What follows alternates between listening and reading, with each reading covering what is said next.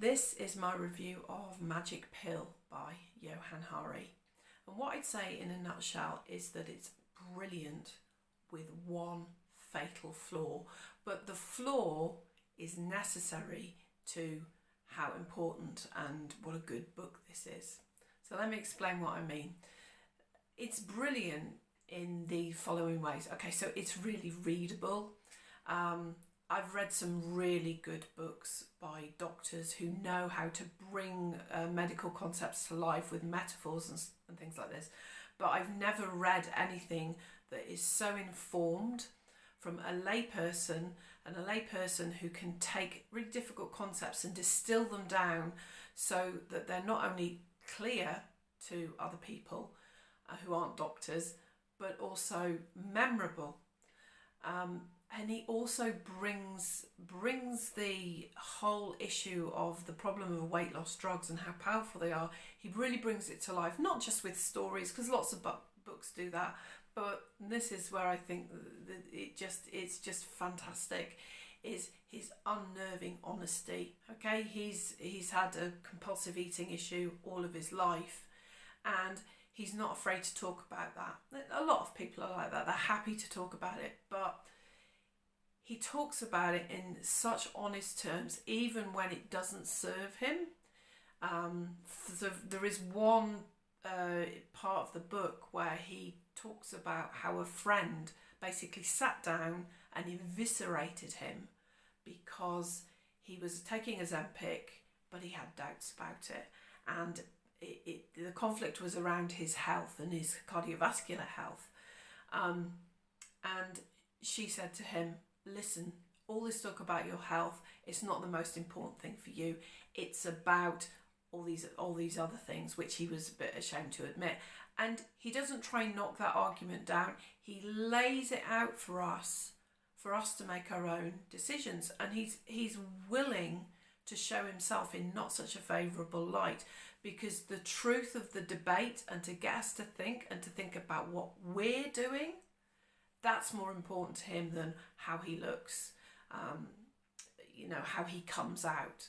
And I think that is there's a lot of humility there, and I appreciate that, because we need this book to start this debate, continue this debate, whatever.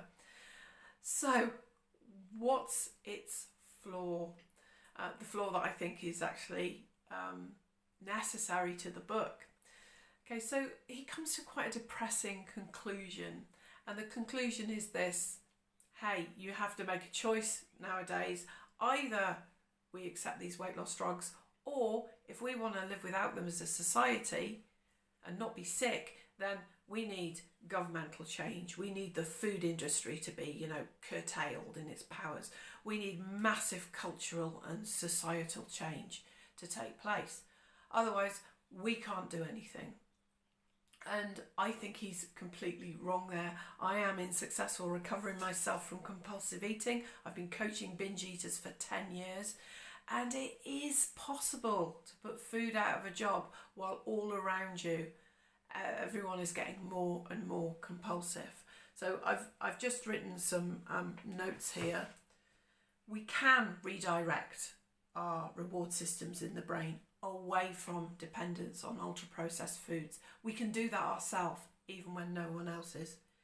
We can use multiple strategies to connect with our bodies, not just to dance, as he talks about in the book, but there's just a whole range of them. We can retrain our brains to make different, healthier foods the default. And I can tell you this, I used to eat 5 chocolate bars a day, and I haven't touched them for 12 years now. So it is possible. We can replace deep self-criticism and shame with curiosity. We can neutralise our shame. We can turn health plans into experiments where we have control. And finally, it is possible to process trauma directly and put food out of one of its most seemingly immovable jobs, which is to help you manage your life while you are filled with shame. So I hope this has been helpful. As I say, I don't think that is a flaw that should be got rid of in the book, because what else could Johann Hari say? He's not a specialist in eating disorders. He has only got as far as he has got. This is such an important contribution to the conversation, and what I think is that he couldn't have written it any other way. And I'm glad that he brought his honesty to it. And I think that that is really, really valuable.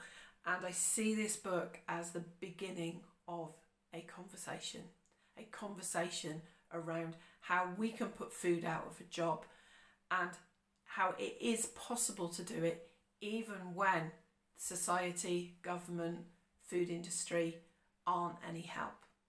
Thanks for watching.